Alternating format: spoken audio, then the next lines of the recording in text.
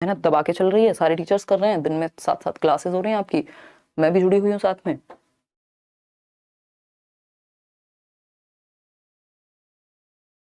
अगर सिर्फ पेडागोजी पढ़नी है तो पेडागोजी स्पेशल बैच ले सकते हैं आप,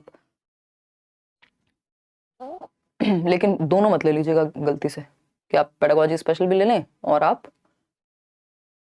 कंप्लीट बैच भी ले लें। कंप्लीट का मतलब ही है उसमें पेडागोजी अपने आप शामिल होगी। देखिएगा, तो क्वेश्चन क्या है, which one of the following statements is not true about concept maps. Concept map के बारे में क्या सही नहीं है?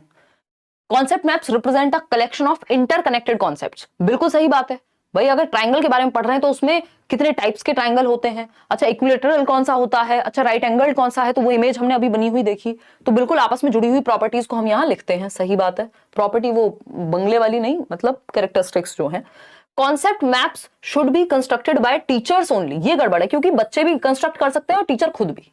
भाई आपको नोट्स मिले हैं, उसमें कॉन्सेप्ट मैप्स हैं, चीजें जुड़ी हुई हैं, कहीं कहीं आपको डायग्राम मिल जाएंगे, ठीक। Concept maps are hierarchical in nature, हाँ हायरार्किकल होते हैं, लिंक करते हैं प्रीवियस नॉलेज से नई नॉलेज को, बिल्कुल सही बात है। लेकिन क्या है, ये सिर्फ टीचर कंस्ट्रक्ट करेंगे, ये गड़बड़ है। तो ये आपको बाकी की 3 बातें भी पता होनी चाहिए, अगली बार ऑप्शन घुमा के दे देगा। एक आपका बहुत ही फेवरेट टॉपिक जिसको वैन हील कहते हैं हम, यहाँ से एक क्वेश्चन आता ही आता है, हर बार आता है, ठीक। इस बार भी आ रहे हैं जो आपके फीडबैक है। एग्जैक्ट क्वेश्चन तो आप लोगों ने शेयर नहीं किया है, मैथ्स में याद रखना मुश्किल होता है, बट आपने बताया है कि भाई ये भी आ रहा है, ठीक। तो अगर हम इसमें देखें तो हमारे 3 लेवल सबसे ज्यादा काम के हैं। इन्होंने बेसिकली ज्योमेट्रिकल थिंकिंग के लिए हम किस तरह से लेवल्स इन्होंने डिवाइड कर दिए। तो 0 जिसको हम लेवल कहते हैं, या मतलब फर्स्ट हम अपने दिमाग में रख सकते हैं, बट ये 0 लेवल है, विजुअलाइजेशन, फिर एनालिसिस, इनफॉर्मल डिडक्शन जिसे एब्स्ट्रैक्शन भी कहते हैं, अमूर्तता, फिर डिडक्शन और राइगर। इस पे क्वेश्चंस जनरली तो देखने को नहीं मिलते हैं, हद से हद डिडक्शन, नहीं तो ये शुरू के जो 3 हैं आपके, ये ज्यादा महत्वपूर्ण है। आपके प्राइमरी लेवल पे तो क्वेश्चंस यहीं सिमट जाते हैं, ठीक है ना। इतनी बात समझे आप क्या कहानी है, एक एक करके समझते हैं। ये हमने देखा, ये पीडीएफ भी आपको मिल जाएगी, डोंट वरी।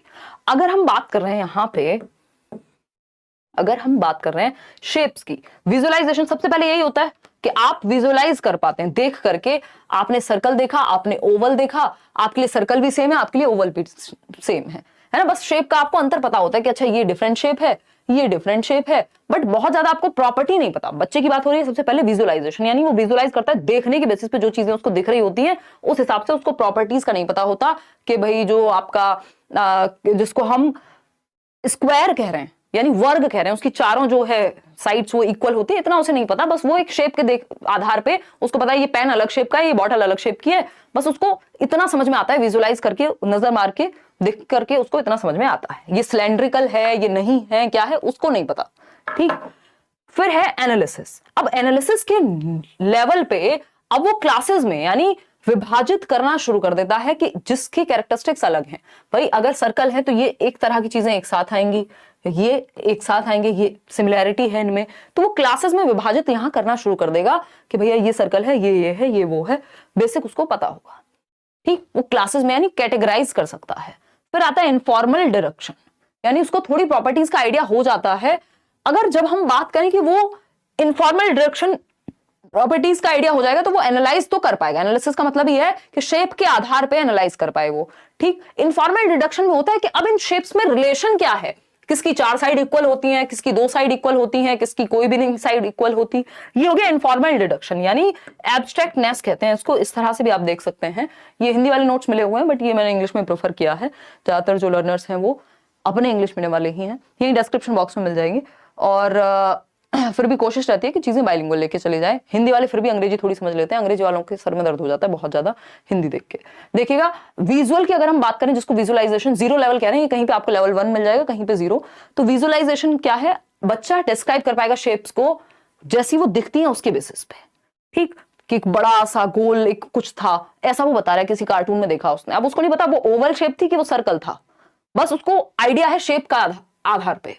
एनालिसिस में क्या है, अब उसको थोड़ा प्रॉपर्टीज का आइडिया है कि भैया ये सर्कल है, ये ओवल है ना, ये ट्रायंगल है, या फिर अगर हम बात कर रहे हैं ये स्क्वायर है, तो शेप्स का उसको आइडिया रहता है। प्रॉपर्टीज का बेसिक जो नॉलेज है वो एनालिसिस के लेवल पे उसके दिमाग में आ जाती है।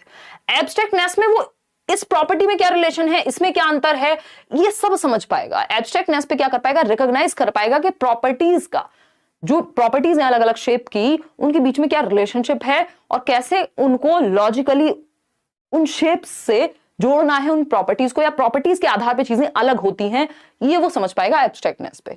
डिडक्शन हमारे इतने कुछ काम का है नहीं, बट यहाँ पे लॉजिकल रीजनिंग आ जाती है जिससे वो थ्योरम को प्रूव कर पाता है। डिडक्शन का मतलब ही है कि आप एक नियम को ढूंढ पा रहे हैं, नियम से आगे बढ़ रहे हैं। राइगर हमारे काम का नहीं है। अब समझते हैं फटाफट से, एक क्वेश्चन है, बहुत ज्यादा मुश्किल नहीं है, आसान सा क्वेश्चन है, रिपीट हुआ है, हो सकता है, देखिएगा।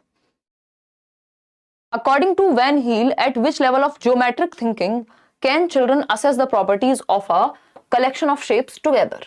यानी assess the properties. ज्यामितीय सोच के या चिंतन के स्तर पर जिन्होंने ज्योमेट्रिकल थिंकिंग की, तो ये लेवल्स दिए ना वैन हील ने, एक साथ आकृतियों के संग्रहों के गुणों के बारे में, यानी प्रॉपर्टी के बारे में बता पाएगा। अब बच्चा असेस कर पाएगा, और सिर्फ ना सिर्फ बता पाएगा, असेस कर पाएगा, आकलन कर पाएगा, आकलन कर पाएगा। श्रद्धा क्या कह रही, मैम मैंने आपके सारे नोट्स पढ़े हैं, मेरी एग्जाम 17 जनवरी को है, बस यही पूछना था क्या सिर्फ ऑनलाइन प्रीवियस ईयर के 10 शिफ्ट कर लें तो इनफ हो जाएगा? श्रद्धा, मोर देन इनफ हो जाएगा। अगर नोट्स पढ़ने के बाद किसी को समस्या हो रही है, इसका मतलब प्रीवियस ईयर साथ में नहीं लगाए हैं। ऑनलाइन वाले 10-15 सेट जितने कर सकते हो, सिर्फ ऑनलाइन वाले, और कोई मॉक टेस्ट नहीं, कुछ नहीं, वो आप अच्छे से कर लो, उनको एनालाइज कर लो, जो भी चीज नहीं मिले, अलग लैंग्वेज अलग तरीके से पूछी गई है, बस दैट्स इट। तो वो तो करने हैं ऑनलाइन वाले सेट, और कुछ क्वेश्चंस मैं भी करा दूंगी, देखिएगा। डी ऑप्शन कह रहे हैं, यानी असेस कर पा रहे हैं आप, आकलन कर पा रहे हैं प्रॉपर्टी के आधार पे। तो ये विजुअलाइजेशन है। विजुअलाइजेशन तो बस बच्चा शेप देख लेता है, उसको आधार समझ नहीं आ रहा। इनफॉर्मल डिडक्शन में तो रिलेशनशिप क्या है उस पर भी पहुंच जाएगा। यहाँ पे सिर्फ आकलन करना है, यानी एनालाइज करना है प्रॉपर्टी के बेसिस पे, उसको पता होता है अंतर प्रॉपर्टी के बीच में जो रिलेशन है, कि ये दोनों प्रॉपर्टीज कैसे अलग हैं, इनकी इन शेप्स की प्रॉपर्टीज कैसे अलग हैं, ये वो रिलेशनशिप को एनालाइज करना सीख जाएगा, असेस कर पाएगा प्रॉपर्टी के आधार पे। एक और क्वेश्चन है छोटू सा, ये कहता है आइडेंटिफाई अ डिजायरेबल प्रैक्टिस, यानी जो काम होना चाहिए, पॉजिटिव बात, ज्योमेट्री पढ़ाने के लिए प्राइमरी लेवल पे, ज्यामिति पढ़ाने के लिए, शेप्स की जिसमें बात हो रही है, किस चीज का प्रयोग करना चाहिए। बहुत टू द पॉइंट सेशन रखने वाले हैं, फटाफट से अगर आपका मन है ये जवाब दे सकते हैं, नहीं तो इस सेशन के बाद पीडीएफ मिलेगा, आप प्रैक्टिस भी कर सकते हैं। तो geometry at primary level should be limited to recognition of simple basic shapes. Basic shapes तक ही सीमित रहनी चाहिए प्राइमरी लेवल पे ज्योमेट्री, या teacher should begin by giving clear definitions of simple shapes. पहले डेफिनेशन ही पेश कर दो बच्चे के सामने, इनको तो हम अवॉइड करते हैं। Children should be given ample opportunities. आपको सिंपल याद रखना है, पेडागोजी में जहां बच्चा ज्यादा एक्टिव है वो ऑप्शन बेहतर है। Children should be given ample opportunities to develop an intuitive understanding of space, यानी वो जो स्पेस है, शेप है, इन सब के बीच के लिए उसको एक सहज मौका मिलना चाहिए, ऐसी अपॉर्चुनिटीज, ऐसे अवसर मिलने चाहिए ताकि इन सब के बारे में वो सहजता से बता सके कि अच्छा मेरे घर में ये वाली मैंने एक बॉटल देखी थी, उसकी शेप भी ऐसी ही थी मैम, अच्छा वो भी फिर इस ही एक प्रकार में आएगी, अच्छा वो सिलेंड्रिकल रही होगी। तो उसको अपॉर्चुनिटीज दी जाए। जहां बच्चा सबसे ज्यादा एक्टिव है वो बेस्ट ऑप्शन है, इन सब में रियल में एक्टिव नहीं है, यहाँ पे अपॉर्चुनिटी मिली है, सबसे ज्यादा एक्टिव सी ऑप्शन में है। चलिए आगे बढ़ते हैं, सिमेट्री की बात कर लेते हैं, इस पे भी कुछ क्वेश्चंस आते हैं हर साल। सिमेट्री की अगर हम बात करें, इसको सममिति कह देते हैं। सिमेट्री क्या है? The quality of being made up of exactly similar parts facing each other और अराउंड एन एक्सिस, यानी एक एक्स एक्सिस और वाई एक्सिस पता ही है आपको, एक्सिस के अराउंड बिल्कुल अगर दो पार्ट में कट कर दे किसी चीज को तो एकदम सेम निकले, है ना। जैसे ये फोन तो नहीं दिख रहा मुझे सिमेट्रिकल, बट कोई और चीज शायद आपको नजर आ रही होगी, ये पेन ही है मान लीजिए, तो इसको अगर बीच से कट किया जाए तो सिमेट्रिकल है, दोनों साइड बिल्कुल एक जैसी दिखेंगी, ठीक है। तो अगर हम बात करें एक अक्ष के चारों ओर बिल्कुल समान भागों से बने होने का गुण, the quality of being made up of exactly similar parts, अगर दो पार्ट में डिवाइड करना पड़े तो एकदम, जैसे मान लेते हैं ये सर्कल ही है, मतलब मैंने तो बहुत गंदा बनाया है, सिमेट्रिकल नहीं बन पाया, बट कोई एक बीच से अगर कट करें तो दोनों एक्सिस पे हम देखें, सामने से भी अगर हम देखें, बंद भी कर दें अगर इसको, पेपर आपने बचपन में बहुत क्या होगा, फोल्ड कर करके उसको बिल्कुल बीचों बीच से हम फाड़ते थे, और या फिर उसका कुछ बना रहे हैं मान लीजिए, तो उसमें सिमेट्री का प्रयोग होता है। ठीक, आगे बढ़ते हैं। जैसे लाइंस ऑफ सिमेट्री अगर आप एक्सिस के अराउंड देखें तो रेक्टेंगल में आपको एक्स एक्सिस के अराउंड और वाई एक्सिस के अराउंड लाइन ऑफ सिमेट्री दिख रही है। आप स्क्वायर में भी देख पा रहे हैं कितनी लाइंस ऑफ सिमेट्री हैं, 4 लाइंस। रेक्टेंगुलर में कितनी है, 2 लाइंस ऑफ सिमेट्री। रोम्बस में 2 दिख रही हैं हमें, ठीक। काइट पतंग उड़ाई होगी, पतंगबाज होंगे यहाँ पे कई लोग, वन लाइन ऑफ सिमेट्री, क्योंकि अगर आप ऐसे कट करेंगे तो पंगे हो जाएंगे, मतलब हर एक काइट में नहीं, इस शेप की काइट की बात हो रही है। आइसोसेलेस ट्रेपेजॉइड में क्या होगा, एक लाइन ऑफ सिमेट्री है सिर्फ। तो इसी तरह से खैर इतनी आपके प्राइमरी लेवल पे बहुत ज्यादा पंगे आपसे नहीं लेते हैं। ये तो नहीं पूछता है कि कितनी लाइन ऑफ सिमेट्री है, बट ये जस्ट एक आइडिया के लिए है कि लाइन ऑफ सिमेट्री, जैसे आप ट्राइंगल में देख पा रहे हैं, तो 3 लाइन्स ऑफ सिमेट्री पाई जा रही हैं। ये आपके लेटर्स में भी, अलग अलग चीजों में आपको फिर ये मिल जाएगा किस में सिमेट्री है, किस में नहीं है। आते हैं टेसिलेशन पे। ये बेसिकली ऑप्शन में एलिमिनेट करने के लिए जनरली पूछा जाता है, बहुत अपने आप में अलग से नहीं पूछा जाता सिमेट्री, लेकिन ऑप्शंस में जरूर मिलता है आपको। देखिएगा, अगर हम बात कर रहे हैं यहाँ टेसिलेशन यानी चौपड़ की, क्या कह रहा है भाई टेसिलेशन? टेसिलेशन क्या कह रहा है ये पूछा है हमसे। अभी आएंगे आएंगे आएंगे, कौन क्या कह रहा है आएंगे।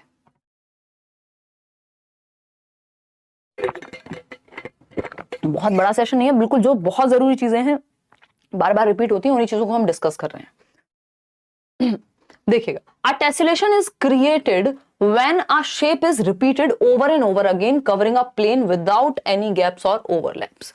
यानी जब एक शेप बार बार रिपीट हो रही हो, जब एक शेप बार बार रिपीट हो रही हो, जैसे इसमें भी आप देख पा रहे होंगे, स्वेटर में भी क्या है, टेसिलेशन है, एक पैटर्न रिपीट हो रहा है कहीं ना कहीं। तो वो जो पैटर्न रिपीट हो रहा है दैट मींस टेसिलेशन, उसी को कह रहे हैं हम।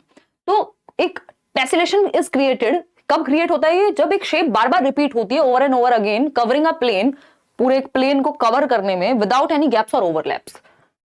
यानी एक दूसरे के ऊपर चढ़े हुए नहीं है, ये ओवरलैप नहीं कर रहे, बस इस प्लेन को क्या किया हुआ है, कवर किया हुआ है। सेम शेप्स रिपीट हो रही हैं, आपने अपने घर की टाइल्स में देखा होगा, किसी होटल में देखा होगा, स्कूल में देखा होगा, तो सेम पैटर्न बार बार रिपीट होता है, उस स्पेस को कवर करता है, उसी को हम टेसिलेशन कहते हैं। हिंदी में भी आप इसको ऐसे ही याद रख सकते हैं, टेसिलेशन, चौपड़ भी बोल देते हैं इसको, कई लोग चौपाई बोल देंगे।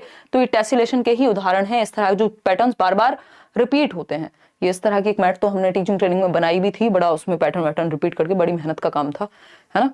तो ये क्या टेसिलेशन का उदाहरण है। उसमें देखिए आप, ये जो एरो वाली शेप है वो बार बार रिपीट हो रही है, वो रेड कलर आप देख रहे हैं, येलो कलर देख रहे हैं, उसी का रेपिटेशन है। तो अगर हम बात करें क्वेश्चन की, तो इस तरह का एक क्वेश्चन तो इस बार भी आ रहा है, ऑनलाइन में भी और ऑफलाइन में भी आता था। Which of the following topics are not part of primary school mathematics curriculum as per NCF 2005। वो किसी किसी बैच में अगर मुश्किल क्वेश्चंस आए, उसको लेके बहुत ज्यादा बैच बोल रही हूँ शिफ्ट में, तो उसको देख लेना है अगर कुछ नया मिला है तो, जैसे ऑनलाइन की ही बात करें। अदरवाइज जो कॉमन टॉपिक्स हैं वो स्टिल सेम ही है।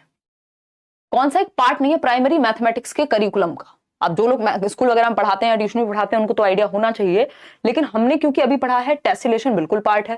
देखो, ज्योमेट्रिकल थिंकिंग से रिलेटेड जो शेप्स के ऊपर चीजें हैं वो सब तो हैं, अभी हम पढ़ तो रहे थे।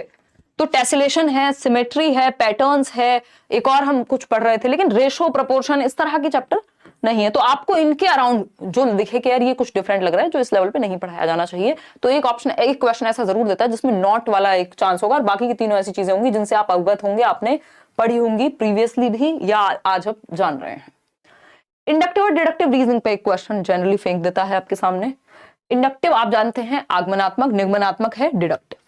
इंडक्टिव से या डिडक्टिव से शुरू करते हैं। मान लीजिए, deductive reasoning is the process of reaching conclusions based on previously known facts. यानी जो पहले से आप फैक्ट्स जानते हैं, फैक्ट्स प्रीवियसली नोन क्या है, रूल हो सकते हैं, तो रूल से आप एग्जाम्पल की ओर जाते हैं, यानी नियम से उदाहरण की ओर। मतलब आपको नियम पता है कि x प्लस वाई या a प्लस बी का होल स्क्वायर ये होता है। अब एग्जांपल्स आप इसके बहुत सारे क्वेश्चंस ट्राई कर सकते हैं। तो आप डिडक्टिव मेथड का प्रयोग कर रहे हैं जब आप एक फॉर्मूला से क्वेश्चंस प्रैक्टिस कर रहे हैं, तो जो तथ्य पहले से ज्ञात हैं उनका प्रयोग कर रहे हैं आप निष्कर्ष तक पहुंचने के लिए। अब आते हैं इंडक्टिव पे। तो inductive reasoning is the process of arriving at a conclusion. ये जस्ट ऑपोजिट है कि आप एक निष्कर्ष पे पहुंचते हैं, वहां आपके पास निष्कर्ष है, उसके बेसिस पे आप कहीं जा रहे हैं। तो यहां आप निष्कर्ष पे पहुंचते हैं कि आपको पता है, अच्छा यार जो मिर्च होती है वो हरे रंग की होती है, हरे रंग की होती है, हरे रंग की होती है। तो आपने 4 हरे रंग की मिर्च देखी, 5वें पे आपने कह दिया, नियम बन गया, मिर्च जो है वो हरे रंग की ही होगी। हालांकि जब आप अगली बार रेड देखेंगे तो वो चीज चैलेंज भी हो सकती है। तो इंडक्टिव रीजनिंग में क्या होता है, एग्जाम्पल टू रूल जाते हैं, वहां रूल टू एग्जाम्पल, यानी उदाहरण से बहुत सारे उदाहरण देखते हैं आप, फिर उस चीज को नियम बना देते हैं कि ये चीज ऐसे ही होती होगी। तो एग्जाम्पल टू रूल जाते हैं आगमनात्मक तर्क में। इतनी बात क्लियर है। जैसे फॉर एग्जाम्पल हम गणित में तो देख ही रहे थे, जैसे a+b का होल स्क्वायर डायरेक्टली आपको ना बता के वो बना कैसे वो पूरी प्रोसेस बताई जाए और अंत में फॉर्मूला पे आए, तो ये क्या हो जाएगा, इंडक्टिव मेथड हो जाएगा। अभी एक क्वेश्चन उन्होंने पूछा था, पुराना क्वेश्चन है बट बहुत प्यारा क्वेश्चन है, इससे बहुत आसानी से समझ में आ जाती हैं चीजें। अभी पहले हम देख लेते हैं इनमें दोनों में प्रोसेस कौन सी है। कि जैसे वो क्वेश्चन इस तरह का था, शायद मैंने इंक्लूड भी किया होगा। जैसे मान लेते हैं आपके सामने राइट एंगल, आपको पाइथागोरस थ्योरम समझानी है, लेकिन टीचर ने क्या किया, 4 शीट दे दी पेपर की, अलग अलग ट्राइंगल दे दिए उसमें, है ना, 4 शीट्स दी, अलग अलग बच्चों को दे दी और कहा कि अच्छा इनमें देखो कि कॉमन चीजें कौन सी हैं, प्रॉपर्टीज में कॉमन क्या है। बहुत ही गंदा ट्राइंगल बनाया मैंने, तो वो देख के अपने आप समझेगा कि हाँ यार एक चीज है जो इनमें रिलेशंस क्या है। तो पहले एग्जांपल्स प्रस्तुत किए, बाद में नियम बताया जाएगा। तो ये इंडक्टिव मेथड है, सिंपल क्वेश्चंस इस पे पूछे गए हैं। इट फॉलोज द मैक्सिम्स, अभी हम किसकी बात कर रहे हैं, इंडक्टिव की ही बात कर रहे हैं, कि पर्टिकुलर टू जनरल जाता है, यानी concrete to abstract, known to unknown, ज्ञात से अज्ञात। जो आपको पता है वो स्पेसिफिक, वो विशिष्ट है, और जहां तक आप पहुंच रहे हैं वो अज्ञात है, ठीक है ना। तो आप नियम आपके लिए अज्ञात होता है शुरुआत में, उदाहरण को आप जानते हैं कि ये हरा रंग मैं जानता हूं इस मिर्च के बारे में, तो ये क्या है, ये ज्ञात है। अज्ञात क्या है, नियम पे पहुंचना, कि अंगूर खट्टे ही होते हैं, वो फिर आप बहुत सारे अंगूर खा के देखेंगे तभी इस बात पे पहुंचेंगे। अगर हम देखें स्टेप्स क्या है इंडक्टिव मेथड में, यानी आगमन विधि में, आगमन का मतलब ये आप एक आगमन किस पे हुआ, आपका एक रूल पे पहुंचते हैं आप एग्जाम्पल से। पहले साइट एग्जाम्पल्स यानी उदाहरण उद्धृत करते हैं, कुछ उदाहरण पेश होते हैं, अच्छा ये हमारे पास उदाहरण है। ड्रॉ कॉन्क्लूजन्स, मेथड्स की तरह यूज किया जाता है इनको हर एक सब्जेक्ट में। ड्रॉ कॉन्क्लूजन्स, ऑब्जर्विंग एग्जाम्पल्स, बहुत सारे उदाहरण को ऑब्जर्व करने के बाद, अवलोकन करने के बाद आप एक निष्कर्ष पे पहुंचते हैं, फिर एक कॉन्सेप्ट बनाते हैं इस निष्कर्ष से, और फिर उस कॉन्सेप्ट को प्रूव करने की कोशिश करते हैं अलग अलग एग्जाम्पल्स से। तो ये स्टेप्स होते हैं आपके, इतना जनरली पूछता नहीं, बस आपको बेसिक्स पता होने चाहिए।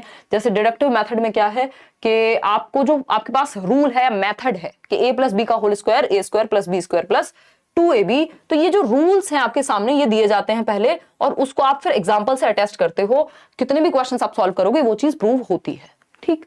मैक्सिम क्या है, जनरल टू पर्टिकुलर, यानी सामान्य से विशिष्ट की ओर, सामान्य से विशिष्ट की ओर जाते हैं किसमें, डिडक्टिव मेथड में, इतना जरूर ध्यान रखेंगे। स्टेप्स इसमें क्या है, पहले नॉलेज ऑफ कॉन्सेप्ट, यानी पहले एक रूल बताया जाता है, फिर डिफरेंट एग्जांपल्स प्रस्तुत किए जाते हैं उस चीज के। पहले डेफिनेशन बता दी मान लीजिए नाउन की, और बाद में आपको एग्जांपल्स प्रस्तुत किए गए। ट्रूथ को जो है आप बाद में टेस्ट करते हैं कि वो नियम कहीं उल्टा ना पड़ जाए जो आपके पास है, कोई उसका एक्सेप्शन तो नहीं है। अटेस्टेशन करते हैं, जो आपके पास अदर एग्जांपल्स हैं उस चीज को प्रूव करते हैं, जो आपका रूल है उससे रिलेटेड 1700 एग्जाम्पल फिर आप ढूंढ के लाते हैं, तभी वो रूल बन पाता है। अब एक वही आसान सा क्वेश्चन है जिसपे हम अभी चर्चा कर रहे थे, फटाफट से देख के बताइएगा। छोटी छोटी बातें हैं, ज्यादा देर का सेशन नहीं, मुश्किल से आधा घंटे में हम इसको पाइल अप कर देंगे, वाइंड अप कर देंगे basically. To teach the Pythagoras theorem a teacher has distributed a sheet on which, एक शीट डिस्ट्रीब्यूट की जिसमें 4 ट्राइंगल्स बने हुए हैं। अब प्रॉपर्टीज ऑब्जर्व करनी है बच्चों को। 4 राइट एंगल ट्राइंगल, अच्छा सारे ही राइट एंगल्ड हैं, ठीक, सारे ही 4 राइट एंगल ट्राइंगल्स बने हुए हैं एक शीट पे, बच्चों को डिस्ट्रीब्यूट कर दी टीचर ने, हम 3 ही दे देते हैं चलो, ठीक। और ये शीट डिस्ट्रीब्यूट कर दी, and ask the child to find the relationship between the sides of a triangle.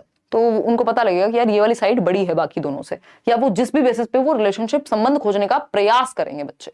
तो आपके सामने जब क्वेश्चन आता है, ये इंडक्टिव मेथड है, डिडक्टिव है, लेक्चर मेथड है, लेबोरेटरी। लेक्चर में तो आप लेक्चर देते हैं, लेबोरेटरी में तो आप कुछ एक्सपेरिमेंट कराएंगे, लेबोरेटरी की तो यहाँ जरूरत नहीं लग रही। तो आपके सामने बहुत सारे उदाहरण दिए गए उन शीट्स के थ्रू, ताकि बच्चा एक रूल तक पहुंच पाए। अभी वो ऑब्जर्व करेगा, और ऑब्जर्व करने से एग्जाम्पल साइट हुआ है, फिर रूल तक पहुंचेंगे। तो ये आगमन विधि है। अगर पहले रूल बता दिया होता और बाद में शीट्स दी होती तो ये डिडक्टिव हो जाता, ठीक। तो ये इंडक्टिव मेथड है, A option is the right answer over here. आगे बढ़ेंगे, अब टीचिंग लर्निंग मटेरियल्स की बात कर लेते हैं। देखिए टीचिंग लर्निंग प्रोसेस की अगर हम बात करें तो टीचिंग क्या है, जहां पे आप बेसिकली इंस्ट्रक्ट करते हैं और नॉलेज को बिल्ड करने का मौका देते हैं। कंस्ट्रक्टिविज्म की माने तो रचना करने देते हैं, बच्चा ज्ञान की संरचना करता है, रचना करता है एक्टिवली, सक्रिय रूप से। और इसके लिए हम क्या करते हैं, फिर टीचिंग लर्निंग मटेरियल्स का, शिक्षण सहायक सामग्री का प्रयोग करते हैं। चार्ट्स बनाते हैं, फ्लैश कार्ड्स बनाते हैं, 3D मॉडल्स बनाते हैं, आजकल पिक्चर्स दिखा सकते हैं, मूवी दिखा सकते हैं, बहुत सारी चीजें हम शिक्षण सहायक सामग्री के रूप में। इवन एक चीज पूछी जा रही है, इस बार भी पेपर में आ रहा है, पहले से आ रहा है 2018 से, बाला की फुल फॉर्म जो आपके टीचिंग लर्निंग एड से ही संबंधित है, बिल्डिंग एज लर्निंग एड, ये हमें पता ही होना चाहिए। बिल्डिंग एज लर्निंग एड यानी बिल्डिंग को ही हम एक लर्निंग एड के रूप में प्रयोग कर रहे हैं। ये प्रीवियसली मैंने आपको क्वेश्चंस कराए हैं इस साल, उसमें भी बताया था कि बिल्डिंग, मान लीजिए एक रूम है, क्लासरूम है, उस पे ही दीवार पे कुछ कुछ लिखा हुआ है, अलग अलग ग्रह जो है हमारे सोलर सिस्टम का कुछ एक चार्ट बना हुआ है, दूसरी तरफ कुछ नंबर सिस्टम का कुछ बना हुआ है, कहीं टेबल लिखे हुए हैं स्कूल में अलग अलग दीवारों पे, तो यानी बिल्डिंग ही लर्निंग एड बन गई है, बिल्डिंग ही लर्निंग एड बन गई है। आराम से हो जाएगा, मीनाक्षी इवन ज्यादा ही आएंगे।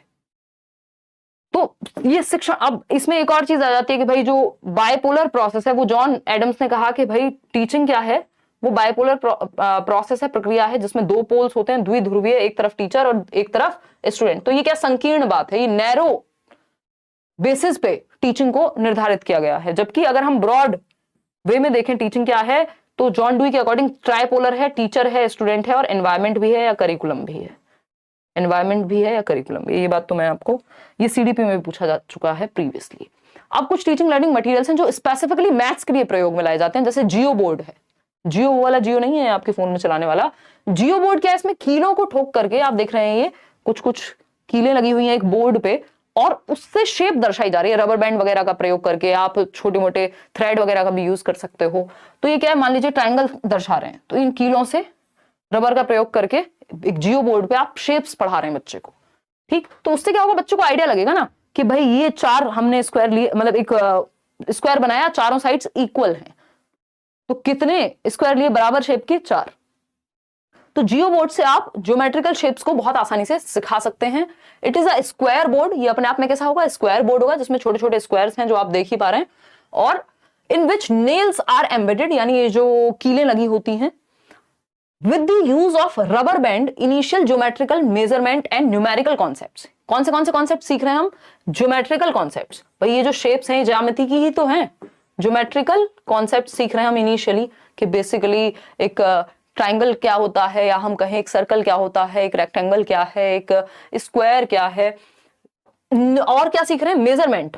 हम मेजर कर सकते हैं ना ये कितने बॉक्सेस में बना है, उस हिसाब से मतलब इनकी लेंथ वगैरह भी हम यहाँ बेसिक मेजरमेंट जान सकते हैं, ठीक। तो मेजरमेंट हम सिखा सकते हैं बच्चे को, इससे मापना। न्यूमेरिकल कॉन्सेप्ट सिखा सकते हैं कुछ हद तक, किससे, जियो बोर्ड से। तो ये 2-3 बातें हैं जो हम जियो बोर्ड का प्रयोग करके सिखा सकते हैं। फिर आता है अबेकस, इससे भी क्वेश्चन आता ही है अबेकस से हर बार। अगर हम अबेकस की देखें तो अबेकस को अबेकस ही कहते हैं, हिंदी में गिनतारा कहते हैं आई थिंक, हाँ।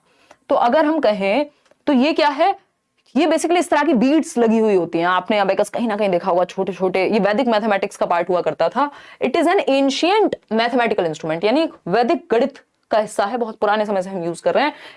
It is a frame generally of would, generally तो ये वुड या प्लास्टिक के भी आते हैं आजकल, छोटे छोटे आपने देखे हो, यानी लकड़ी का या फिर प्लास्टिक का एक पीस है, ये फ्रेम है।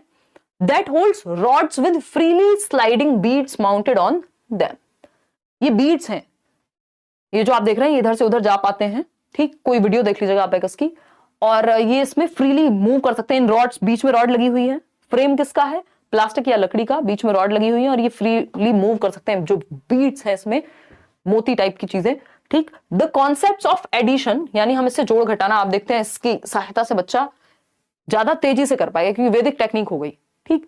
तो एब्स्ट्रैक्शन, घटाना, जोड़ना, एब्स्ट्रैक्शन बोल रही हूँ, addition, subtraction, multiplication, division, fractions, square root, place value etcetera. Fractions generally हम इससे अवॉइड करते हैं, तो स्क्वायर रूट, प्लेस वैल्यू, ये सब हम सिखा सकते हैं। और specially addition, subtraction, multiplication, division, ये जो बॉड मास वाली कहानी है उसके लिए तो ये बेहद हेल्पफुल रहेगा। फिर आता है डाइंस ब्लॉक, ये भी आपने देखा होगा। डाइंस ब्लॉक क्या है, dice block, these are manipulative tools used to teach basic addition, subtraction, counting, place value, multiplication, place value के लिए तो ये बहुत महत्वपूर्ण है, इस पे क्वेश्चन बहुत पूछा जाता है। प्लेस वैल्यू के लिए तो आपका डाइंस ब्लॉक जो है बहुत महत्वपूर्ण है। और डेसिमल नंबर्स की अगर हमें मल्टीप्लिकेशन सिखानी हो तो ग्रिड का प्रयोग हम बहुत करते हैं इसमें से। दीज आर 4 टाइप्स ऑफ, इसमें 4 टाइप की चीजें यूज हो रही हैं। यूनिट्स, यूनिट्स किसको शो करते हैं, आपने वो देखा होगा, इकाई, दहाई, सैकड़ा, जो प्लेस वैल्यू है ना, हम सिखा सकते हैं ना इससे। तो ये जो यूनिट है एक, ये वंस को प्रदर्शित करती है, यानी इकाई को प्रदर्शित करती है, ठीक। फिर आता है आपका रॉड। रॉड जो है आप देख रहे हैं इसमें यूनिट्स लगी हुई हैं, ये वाली जो एक सिंगल यूनिट थी। तो ये रॉड अपने आप में टेंस को, यानी दहाई जिसको हम कहते हैं ना, दहाई को प्रदर्शित करती है। ये पूछ लिया जाता है डायरेक्ट क्वेश्चन। फ्लैट्स जो है, अब ये फ्लैट बनाया हुआ है इन्होंने, ये फ्लैट्स हंड्रेड्स का को रिप्रेजेंट करते हैं, यानी सैकड़ा जिसको हम कहते थे, if I am not wrong Hindi में, ठीक है।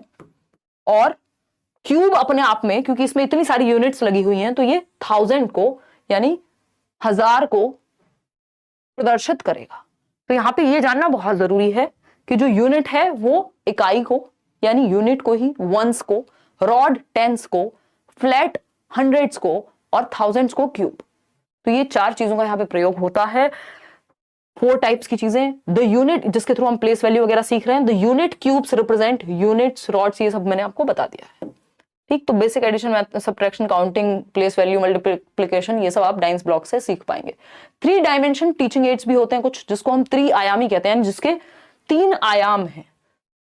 These aids provide understanding of real, बिल्कुल जैसे 3D में मूवी देखते हैं ना आप, ऐसे ही ये 3D एड्स हैं जिनके माध्यम से एकदम रियल, मान लीजिए आपने एक वो लगा दिया, आजकल तो वो भी आ रहा है augmented reality type, AR VR जो होते हैं, तो उससे आपको एग्जैक्टली लगेगा कि हाँ आप एक 3 डायमेंशनल रूम में खड़े हुए हैं, ये इसकी हाइट है, ये इसकी विड्थ है ना, तो उससे पूरा आपको पता लगता है। These are real objects, specimens, models या पपेट्स, या तो रियल ऑब्जेक्ट को ही ले आते हैं क्लास में, या उनके जैसे दिखने वाले या मॉडल्स बना दिए उनके, पपेट्स वगैरह का यूज करते हैं जिनकी 3 डायमेंशंस हो। फॉर एग्जाम्पल, एक किसी ने ये मॉडल बनाया है, मॉडल्स बनते हैं ना, स्कूल में एग्जीबिशन लगती है, तो ट्राइंगल का जो है, इसको ऐसे नहीं बनाया कि जस्ट पेपर पे बना के दिखा दिया हो, इसको प्रॉपर बना करके दिखाया है। ये आपको दिख रहे हैं अलग अलग, सब इस पे जमे हुए हैं, चिपकाए हुए हैं, क्यूब को बना करके आप पूरे डब्बे का प्रयोग करके, इसी तरह सिलेंड्रिकल शेप, कोन को, तो ये 3D मॉडल हो गया। इससे क्या होगा, मैथ्स शेप्स सीखने में आसानी होगी, बजाय कि सिर्फ किताब में पढ़े, वो लिटरली देख पा रहा है। एक और छोटी सी चीज जिसपे हमने बात की थी शुरुआत में, टॉल शेप ऑफ मैथमेटिक्स, जो NCF में मेंशन्ड है। टॉल शेप ऑफ मैथमेटिक्स यानी गणित का ऊंचा कद, हाइट वाली टॉल शेप नहीं, ठीक। तो ये क्या कहता है देखते हैं एक बार। तो टॉल शेप ऑफ मैथमेटिक्स की जब हम बात कर रहे हैं, is where mastery of one topic is pre request for the next, यानी पहली रिक्वायरमेंट है, अनिवार्यता है कि आप नया टॉपिक तभी सीख पाएंगे जब आपको पहले वाला ओल्ड, पुराना टॉपिक ठीक से आता हो। अगर किसी को एडिशन ही नहीं आता, मल्टीप्लिकेशन ही नहीं आती, उसको डिवीजन कैसे सिखाओगे? तो यानी आप देखते हैं 6th का गणित नहीं आता, 7th सीखने में बहुत दिक्कत होगी। क्यों? क्योंकि बेस ही क्लियर नहीं है। तो ये बेस को क्लियर करके ही आप नेक्स्ट टॉपिक पे जाएंगे, इसी को टॉल शेप ऑफ मैथमेटिक्स हम कह रहे हैं। यहां पे आगे बढ़ेंगे। अब ब्लूम टेक्सोनॉमी में बस हमें मेनली यहां पे ये देखना है कि एक तो बच्चे को हमें हॉट्स देने हैं, हॉट्स मतलब हॉट डॉग नहीं, HOTS, higher order thinking skills, जिसमें बच्चे का थिंकिंग लेवल, लॉजिकल एबिलिटी ज्यादा यूज हो। लॉट्स क्या है? Lower order thinking skills. तो हमें पता है ये जो आपकी स्किल्स हैं ये लोअर ऑर्डर कहलाती हैं, ऊपर की जो स्किल्स हैं वो आपकी हायर ऑर्डर कहलाएंगी। ठीक, ब्लूम्स टैक्सोनॉमी पे अलग से वीडियो बनाई हुई है, इसमें अलग से दोबारा नहीं पढ़ने वाले हैं, उसको आप अलग से भी जाके देख सकते हैं। एक क्वेश्चन आप देख सकते हैं मैथमेटिक्स के नेचर पे। अब कुछ क्वेश्चंस ही आई थिंक, मुझे लग रहा है ये अंत हो चुका है आज के सेशन का। जो बहुत ही मुख्य बातें थी, जो बिल्कुल जरूरी बात थी, जो पेपर से आप 2 दिन पहले ही पढ़ के जाओगे, वही बातें हमने डिस्कस की हैं। नोट्स में भी आपको वही चीजें मिली हैं। देखिएगा, आगे बढ़े।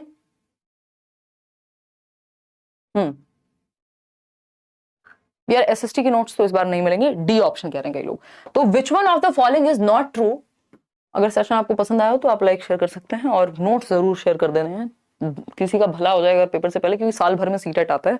तो अगर अब ये तो बिल्कुल नहीं है कि नोट्स ही आपका पेपर दे आएंगे, पेपर तो आप स्वयं ही देंगे अगर थोड़ी सी प्रैक्टिस साथ में कर लेंगे उनके।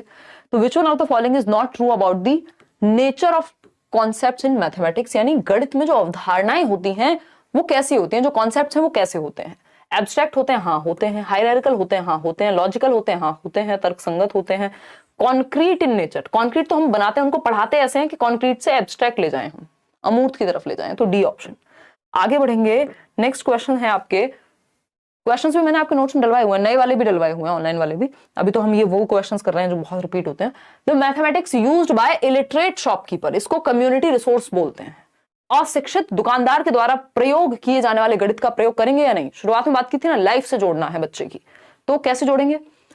Is not useful in the mathematics classroom, यानी गणित की कक्षा में उपयोगी नहीं होता। जो अशिक्षित दुकानदार है जिसने कभी शिक्षा नहीं ली स्कूल में आके, लेकिन वो गणित तो प्रयोग कर ही रहा है ना दुकान पे, is very useful in solving all mathematical problems. भाई सारी प्रॉब्लम्स थोड़ी ना सॉल्व हो जाएंगे, कुछ कॉन्सेप्ट्स क्लियर हो जाएंगे। Has ambiguity and very low level of correctness in it. आपसे ज्यादा बढ़िया कैलकुलेशन हो सकती है, कई तो टीचर्स से अच्छी कैलकुलेशन हो जाएगी, जो लोग प्रॉपर शॉप पे रहते हैं, है ना। जो मेरी हाउस हेल्प आती है वो बता रही थी कि मेरी कैलकुलेशन बड़ी अच्छी है, क्योंकि पता नहीं किसी शॉप वॉप मतलब उनके घर में थी या जैसे भी। तो उसका फर्क पड़ता है कि आप डेली लाइफ में, कोई बच्चा है जो जिसके पिताजी मान लीजिए कारपेंटर हैं, तो वो शेप्स को समझने में उसको आसानी होगी, मेजरमेंट में उसको आसानी होगी, तो बच्चे की प्रीवियस नॉलेज का प्रयोग करते हैं हम। Should be discussed by the teachers in classrooms as an alternate strategy in solving related problems, यानी संबंधित समस्याओं को हल करने में वैकल्पिक रणनीति की तरह। भाई सिखाने का कोई एक ही मेथड थोड़ी है कि जो आपने सिखा दिया वही मेथड है, डिफरेंट डिफरेंट तरीके हैं एक चीज को सीखने के या सॉल्व करने के। तो इसको एक ऑल्टरनेट स्ट्रेटेजी के रूप में यूज कर सकते हैं। कम्युनिटी से हमें जो सीखने को मिल जाए वो अच्छी बात है, डेली लाइफ से बच्चे की जोड़ना है, तो ऐसा नहीं कि यूजफुल नहीं है। फिर नेक्स्ट क्वेश्चन है, the learning outcomes in mathematics are developed. Learning outcome क्या होते हैं? अभी हमने लर्निंग ऑब्जेक्टिव्स की बात की थी, यानी उद्देश्य जिसके लिए हम सिखा रहे हैं कि बच्चों को ये आ जाए। आउटकम क्या है? जो उद्देश्यों की प्राप्ति कितनी हुई है ये जानना आउटकम है, कि रिजल्ट क्या आया। बताइएगा, फटाफट से बताइएगा। ये सारे आप मैराथन भी देख सकते हैं। अब तो आप एक बार सीटेट दीजिए, आगे तक के लिए टेंशन खत्म। कोई कह रहा है इंडिया जीत गई, मैच वैच था क्या यार? मुझे तो ईवीएस पेडागोजी करा दिया एक ही सेशन में, EVS in one shot. Otherwise chapter wise भी आप देख सकते हैं, पुरानी प्लेलिस्ट बनी हुई है, सिलेबस कोई चेंज हुआ नहीं है। अभी वन शॉट कराया था ईवीएस वाला, ईवीएस हिंदी इंग्लिश, ये मैथ्स का हो चुका है। और सीडीपी के तो 3 सेशन हुए हैं, 4.5 सेशन, 8.5 घंटे की मैराथन है, मतलब 2-2 ढाई घंटे के सेशंस हैं, वो आप देख सकते हैं। ठीक है ना। हाँ, पानी पूरी का प्रयोग करके आप ओवल शेप सिखा सकते हैं बच्चे को, ये भी सही है। देखिएगा, फटाफट से जवाब दीजिएगा। बी ऑप्शन कह रहे हैं कई लोग। समझते हैं क्या बात हो रही है लर्निंग आउटकम की। Such that children may be told small steps for calculation. Outcome की बात हो रही है ना, रिजल्ट क्या आया किसी चीज को सीख के। To increase the achievement of children in various educational surveys. Outcomes in mathematics are developed. क्यों? To define class wise competencies. भाई आउटकम इसलिए डिफाइन होते हैं कि इस लेवल पे 6th क्लास में बच्चों को ये चीजें आती होंगी, तो वो लर्निंग आउटकम हो गया उस लेवल का। तो बच्चे द्वारा हासिल की जाने वाली कक्षावर दक्षता, यानी class wise competencies and skills to be achieved by children, कि भाई ये इस क्लास से आउटकम निकल के आना चाहिए, इस लेवल बच्चों को ये पता होना चाहिए, ये लर्निंग आउटकम होगा। अगर आप इस लेवल पढ़ा रहे हैं, सिर्फ ईयर एंड एग्जामिनेशन में अच्छा परफॉर्म करना नहीं होगा। फिर आता है which one of the following happenings in the classroom is an activity. किसको आप एक एक्टिविटी कहेंगे? जब टीचर एक्सप्लेन करे कैसे सम करने हैं, देख लो किस में बच्चा सबसे ज्यादा एक्टिव है, वही सही आंसर है। रिसाइट कर रहे हैं काउंटिंग, कॉपी कर रहे हैं बच्चे, जहां बच्चे एंगेज हैं, एक्सप्लोर कर रहे हैं, वो बेस्ट है। डी ऑप्शन, अन्वेषण कर रहे हैं, सबसे ज्यादा एक्टिव कहां है? डी ऑप्शन में। मेन पर्पस ऑफ मैपिंग भी सिखाते हैं हम गणित में, ये भी बहुत बार पूछा गया है। देखो मैपिंग की अगर हम बात करें यहां, यानी मैपिंग यानी प्रतिचित्रण सिखाने का प्राइमरी लेवल पे करिकुलम में इसको क्यों डाला है? अब आपको पता है मैपिंग है, टेसिलेशन है, ज्योमेट्रिकल बेसिक शेप्स हैं, ये सब कहां है? प्राइमरी लेवल के करिकुलम में हैं ऑलरेडी। ठीक है, तो अगर हम देखें यहां तो सही उत्तर क्या होगा? To promote special thinking. बिल्कुल सही बात है। स्पेशल मतलब स्पेस के बारे में, शेप्स के बारे में, है ना। प्रपोर्शन किस में यूज होगा, जैसे बॉटल भी बनी है तो इसमें भी कहीं ना कहीं मैपिंग का प्रयोग हुआ है। मतलब टू प्रमोट प्रपोर्शनल रीजनिंग, हाँ प्रोपोर्शन, कितना प्रोपोर्शन में कौन सी चीज बनेगी। To make subject easy and interesting, उसके तो बहुत तरीके हैं, उसके लिए स्टोरी सुना दो। To break the monotony of numbers, इसका मतलब ये तो नहीं है कि नंबर्स से मोनोटोनस है नंबर, मतलब बोरिंग चीज है, ऐसा कैसे कह सकते हैं। तो स्पेशल थिंकिंग और प्रपोर्शनल रीजनिंग थोड़ी डेवलप हो सके। हालांकि अलग से चैप्टर्स के रूप में हम नहीं पढ़ा रहे हैं, बट मैपिंग के थ्रू पढ़ा रहे हैं। अभी जब हम बात कर रहे थे रेशो, हम अलग से चैप्टर में नहीं पढ़ा रहे हैं प्राइमरी लेवल पे, बट स्पेशल थिंकिंग बच्चे में डेवलप हो सके, थोड़ा वो दिशाओं के बारे में थोड़ा बहुत जान सके, प्रपोर्शन के बारे में जान सके, इसके लिए हम क्या कर रहे हैं? मैपिंग का प्रयोग कर रहे हैं। तो ए एंड बी, कि वो बॉटल की शेप कैसी बनती है तो उसके बारे में विजुलाइज कर पाए। देखिएगा, which of the following resources यानी TLM, teaching learning material, can be used by the teacher to show that 2 rectangles of different dimensions, यानी एक रेक्टेंगल है जिसका डायमेंशन मान लीजिए ये है, दूसरा रेक्टेंगल है जिसका डायमेंशन इससे ज्यादा है या डिफरेंट है। ठीक, ये ए हो गया, ये बी हो गया, ठीक है। Dimensions can have same area without using formula. जो मैथ्स वाले वैसे वाले क्वेश्चंस हैं आपके न्यूमेरिकल्स, वो उदय सर ने आपकी कुछ क्लासेस ली हैं, वो आप देख सकते हैं। Can have same area without using formula, यानी बिना फॉर्मूला के बताना है कौन सा एक टीएलएम है जिसको यूज किया जा सकता है टीचर के द्वारा टू शो दैट कि दो रेक्टेंगल्स जो हैं वो डिफरेंट डायमेंशंस के हैं, can have the same area, फिर भी इनका जो एरिया है वो सेम आ सकता है। डिपेंड करेगा लेंथ पे या ब्रेथ पे। बताइए, अलग अलग जवाब आ रहे हैं। कोई डी कह रहा है स्केल का प्रयोग करेंगे, ग्राफ पेपर का। स्केल से तो कैसे ही पता लगाएंगे एरिया का, ग्राफ पेपर का, टाइल का या थ्रेड का? बताइए, अलग अलग आंसर्स। बिल्कुल, इसमें टाइल्स का प्रयोग कर सकते हैं वो, और ग्राफ पेपर का। वो ग्राफ पेपर और टाइल्स का प्रयोग किया जा सकता है बजाय कि थ्रेड के। थ्रेड का प्रयोग हम सर्कल वगैरह में ज्यादा कर लेते हैं। तो B option is the right answer. आगे बढ़ेंगे। Which of the following could be contributing factor to under achievement in mathematics? गणित में अंडर अचीवमेंट का कौन सा एक कारण हो सकता है? निम्न में से गणित में उपलब्धि कम होने का कारण क्या हो सकता है? ये पूछा है इन्होंने, क्या हो सकता है? फटाफट से बताइएगा। इसके आंसर जो है इस क्वेश्चन का इन्होंने अलग अलग समय पे अलग अलग दिया है। एक बार बोर्ड कुछ आंसर देता है, अगली बार कुछ और देता है इसका आंसर, ठीक है ना। प्रीवियस ईयर लगाने की जरूरत है साहिल आपको बस। बताइए, बी ऑप्शन यानी सोशियो कल्चरल बैकग्राउंड। इसका आंसर नेचर ऑफ मैथमेटिक्स भी कुछ हद तक ठीक है। देखिए, जेंडर तो होगा नहीं, इनेट एबिलिटी पे हम डालते नहीं है बच्चे की कि ये इनेट एबिलिटी होती है मैथ्स की, ऐसा मैथ्स पढ़ाने में नहीं मानते हम, ठीक। सोशियो कल्चरल बैकग्राउंड क्या है, इसका प्रभाव पड़ता है बच्चों को उस तरह का माहौल मिला है, नहीं मिला है, क्या सीन रहा है, इस चीज को कुछ हद तक हम मानते हैं जिम्मेदार। तो जो ज्यादा बेहतर आंसर है वो बी ही है। कुछ हद तक जो प्रकृति है वो भी शामिल होती है गणित की, बट उसको डील किया जा सकता है यदि सही से पढ़ाया जाए तो। लेकिन सोशियो इकोनॉमिक बैकग्राउंड को कैसे चेंज करोगे? तो उसके लिए आप मेहनत करोगे आप एज अ टीचर।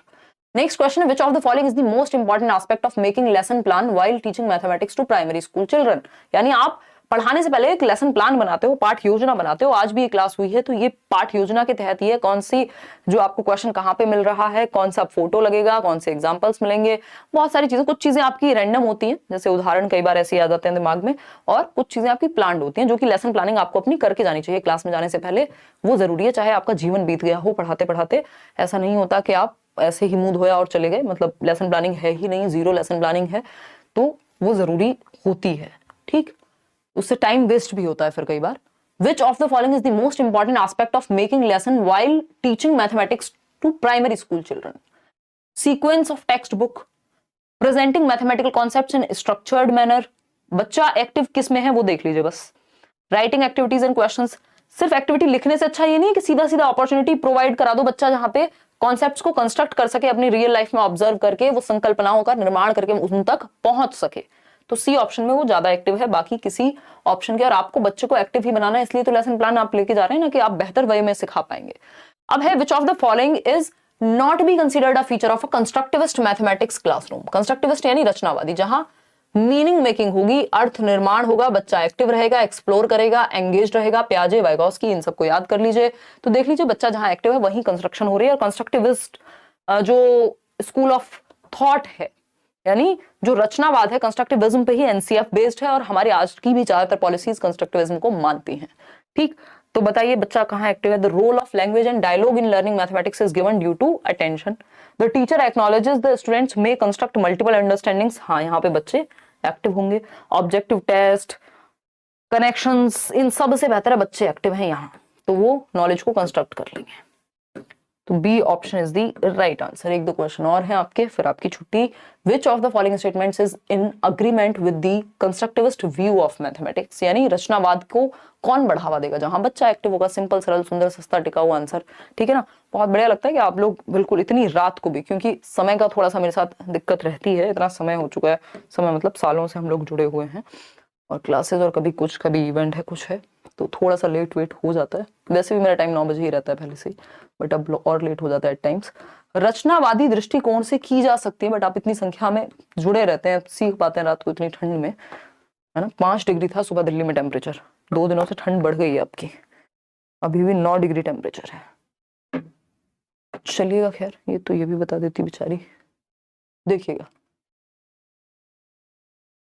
उसके on account of inability to understand the, हाँ तो ये तो एकोमोडेशन हो गया ना विश्वकर्मा, ये तो सिंपल है, creation of a new scheme on account of liability inability to understand the environment with the existing scheme is known as accommodation. 200%, कोई दिक्कत ही नहीं है इसमें।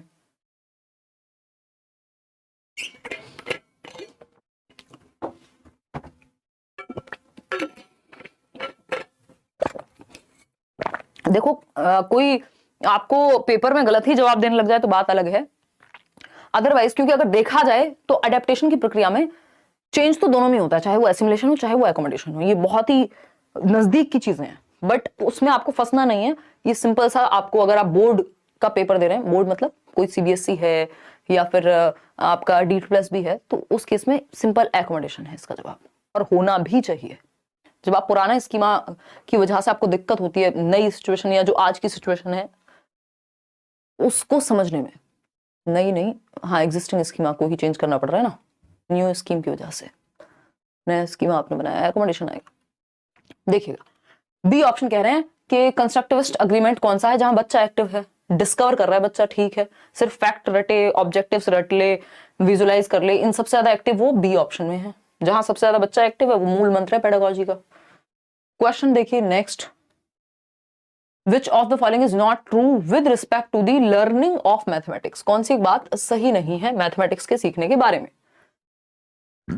इनेट होती है एबिलिटी, ये तो हम मना ही कर रहे हैं, हम नहीं मानते इनेट होती है पेडागोजी में। Teachers believes about learners have powerful impact on learning outcomes, सही बात है, अगर टीचर का विश्वास है कि तुम अच्छा करोगे तो इस चीज से बच्चा और मेहनत करता है, सच है ये। Student socio economic background impacts their performance in mathematics, अच्छा। School's language of instruction can impact a child's performance in mathematics, ठीक बात है। गणित के संबंध में निम्नलिखित में से क्या सही नहीं है, यही गलत है, बाकी सारी बातें सही हैं। भाई जो सोशियो इकोनॉमिक बैकग्राउंड है वो भी प्रभाव डालेगा, अभी यही तो बात कर रहे थे हम कि भाई अगर किसी के घर में शॉप है तो वो मैथ्स में अच्छा होगा, किसी को वैसा माहौल ही नहीं मिला तो इसका मतलब ये नहीं कि हर घर में शॉप होगी तभी मैथ्स अच्छा होगा। तो जो सामाजिक सांस्कृतिक स्थिति है उसका भी प्रभाव पड़ता है सीखने पे, क्योंकि एनवायरमेंट है ना। After teaching place value of numbers, place value समझ रहे हैं, फेस वैल्यू जो डायरेक्ट दिखे, प्लेस वैल्यू जो प्लेस पे हो, है ना। जैसे अब आपको पता है यहाँ पे प्लेस वैल्यू आपको पता करनी है किसकी, 2 की, तो आपको पता है ये क्या है, 1s 10s और 100th पे है, यानी सैकड़ा पे है। फेस वैल्यू तो आपको साफ साफ दिख ही रही है, 2। A teacher gave the following question to solve, क्या क्वेश्चन है, टेक 2 डिजिट्स से 3 and 5, 3 और 5 2 डिजिट ले लो, मेक 4 डिजिट नंबर्स, 2 डिजिट के नंबर बनाओ इनसे, using both the digits equal number of times, 2 बराबर टाइम्स ही आनी चाहिए एक डिजिट में, तो 33 55 35 35, इस तरह से आप दुनिया भर के डिजिट्स बना दोगे, यूनिक भी होंगी ये। तो ये जो है कौन सी एक बात इस क्वेश्चन के बारे में सही है, इसको मैथ्स की तरह नहीं लेना है, बेसिक पेडागोजिकल अंडरस्टैंडिंग की तरह लेना है। It is an open ended question and gives opportunities to students to analyse and critique each others responses.